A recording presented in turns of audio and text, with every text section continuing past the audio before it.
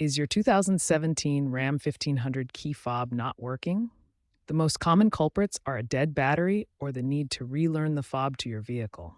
First, replace the CR2032 battery inside the fob. Pry it open with a small screwdriver or key, swap the battery, and snap it shut.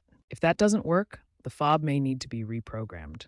Try cycling the ignition. Turn the key to accessory on, then off, while pressing the unlock buttons in a specific sequence. Check your owner's manual for the exact procedure. These simple steps resolve most key fob issues. Remember, a weak battery causes low signal strength, preventing the fob from communicating with your Ram 1500's wireless ignition node. If a new battery and relearning don't fix the problem, the issue might be with the WIN module itself. A WIN reset can clear glitches. Disconnect your truck's battery for 5 to 10 minutes, then reconnect it and cycle the ignition a few times.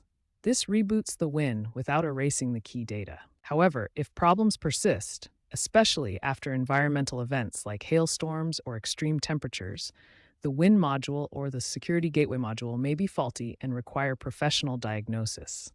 Faulty capacitors, corroded contacts, or module degradation often demand replacement or reprogramming by a certified mechanic, which can cost several $100s. Consider using Stellantis' Tech Authority app or an AI-integrated scan tool for advanced diagnostics.